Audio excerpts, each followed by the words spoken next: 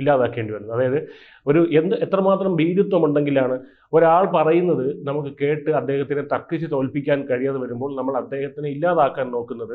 അത് അദ്ദേഹം പറഞ്ഞത് എത്രത്തോളം ശരിയാണെന്ന് മാത്രമേ തെളിയിക്കുകയുള്ളൂ. അപ്പോൾ അദ്ദേഹം എന്താണെങ്കിലും ചാർലി കിർക്ക് പറഞ്ഞ പല കാര്യങ്ങളും ഇപ്പോൾ അതായത് ചാർലി കിർക്കിന്റെ സന്ദേശം കുറച്ചും കൂടെ വിപുലമായി മാറുകയാണ് ചെയ്തത്.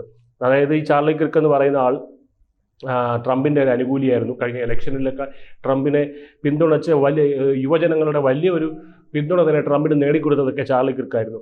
അപ്പോൾ ഇദ്ദേഹം കൊല്ലപ്പെട്ടപ്പോൾ ഈ പറയുന്ന ജിമ്മി കിമ്മൽ വന്നിരുന്ന് പറയുന്നത് എന്തായിരുന്നു? ജിമ്മി കിമ്മൽ എന്ന് പറയുന്നു ട്രംപ് അതായത് അന്വേഷണം നടക്കുന്നേ ഉള്ളൂ, ആരാണ് കൊന്നത് എന്നതിനെ പറ്റിയുള്ള അന്വേഷണങ്ങൾ നടക്കുന്നതേ ഉള്ളൂ. അപ്പോൾ ജിമ്മി കിമ്മൽ വന്നിരുന്ന് പറയുകയാണ് ചാർലി കിർക്കിനെ കൊന്നത് അവരിൽ തന്നെ ഒരാളായിരുന്നു. അതായത് റിപ്പബ്ലിക്കൻസിൽ തന്നെ ഉള്ള ഒരാളാണ്, ട്രംപിന്റെ പാർട്ടിയിൽ തന്നെ ഒരാളാണ് കൊന്നത്. അതായത് അന്വേഷണം നടക്കുന്നേ ഉള്ളൂ, അതിനു മുമ്പേ ഇവിടെ തീരുമാനമാക്കി. അപ്പോൾ ഇത്തരത്തിലൊരു വ്യാജമായ ഒരു പ്രചരണം കൊടുത്തു. എന്തായാലും അതിനുശേഷം ഇദ്ദേഹത്തിനെ പിടികൂടിയപ്പോൾ, അതായത് ഈ വെടി ഉതിർത്ത ആളെ പിടികൂടിയപ്പോൾ ഇയാൾ ഒരു ലിബറൽ ആയിരുന്നു. അതായത് ഇദ്ദേഹം കൺസർവേറ്റീവ് കുടുംബത്തിൽ നിന്നാണ് വരുന്നത്, അതായത് വലതുപക്ഷ കുടുംബത്തിൽ നിന്നാണ് വരുന്നത്. പക്ഷേ ആശയപരമായിട്ട് ഇദ്ദേഹം ഇടതുപക്ഷക്കാരൻ.